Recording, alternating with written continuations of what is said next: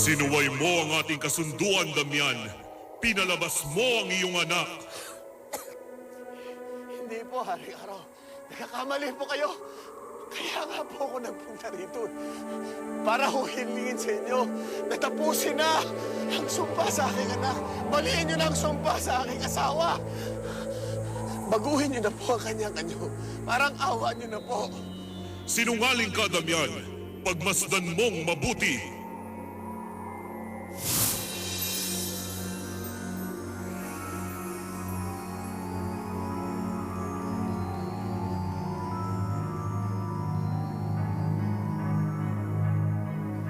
Kami anak!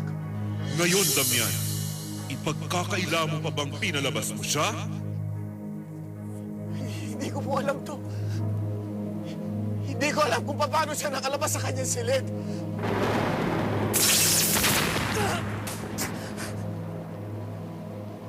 Ngayong nakalabas na siya, mamili ka, Damian. Kukunin ko siya o ikaw ang kukunin ko. Huwag po, Haring Araw. Maawa po kayo sa kanya. Maawa po kayo sa anak ko. Huwag po. Huwag po, Haring Araw.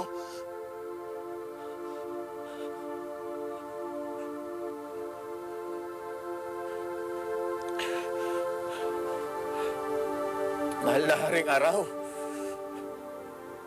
Kung kukunin niyo ba ako, makakalaya na ba ang anak ko?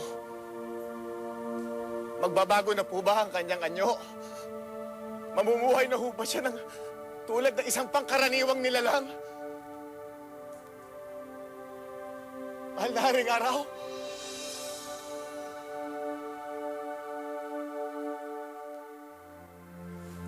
Patawarin niyo ako, Inang. Sinuway ko yung kagustuhan niyo ni Tatang. Gusto ko lang naman makita yung panlabas na daigdig eh. Kahit sandali lang.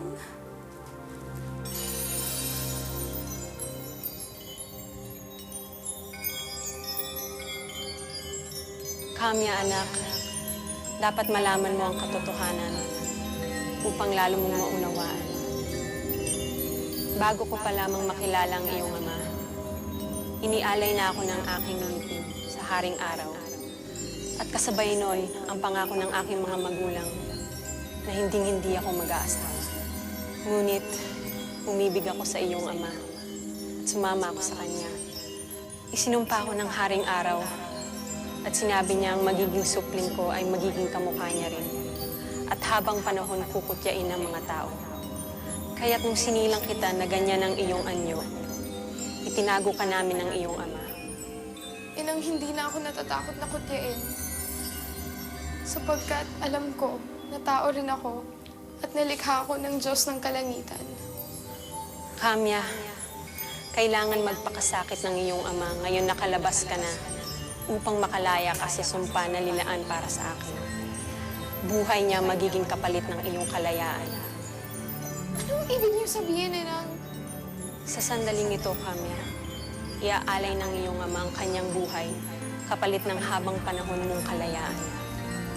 Ganon kanya kamahal, anak. Hindi!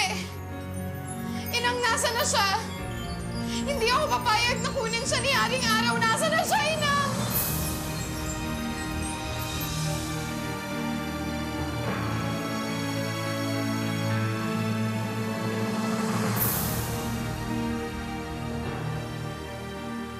Haring Araw, kunin niyo na po ako! Kapalit ng kalayaan ng anak ko!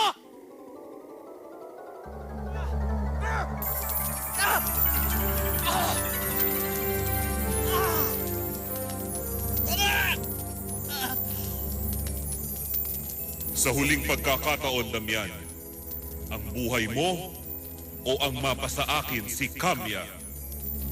Hindi! Hindi mapapasa inyo si Kamya! Mamamatay muna ako bago niyo siya makuha! Ah! Ah!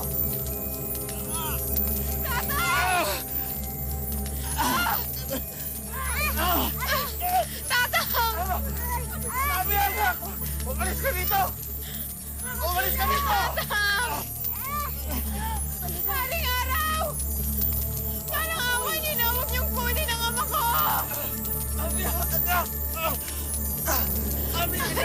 Halika dito!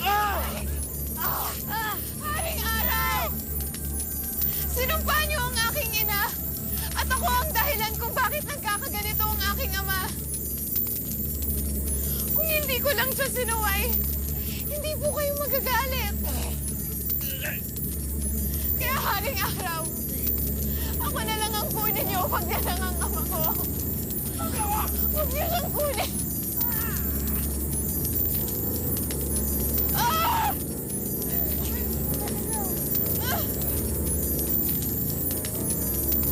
Kamya, anak! Wag! Wag! Kamya, wag!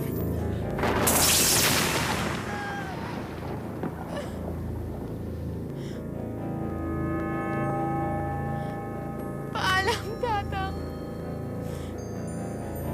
Kamya!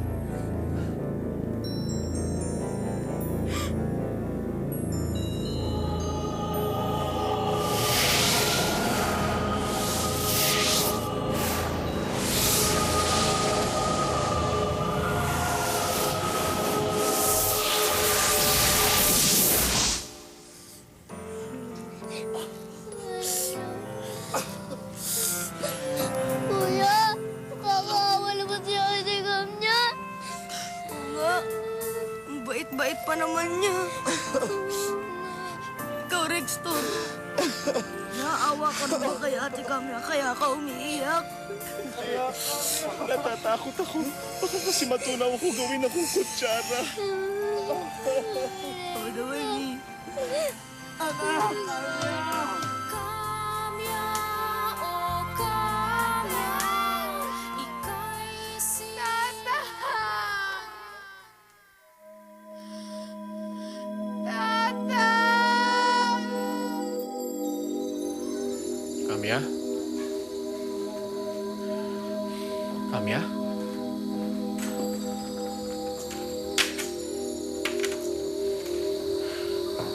Kamya?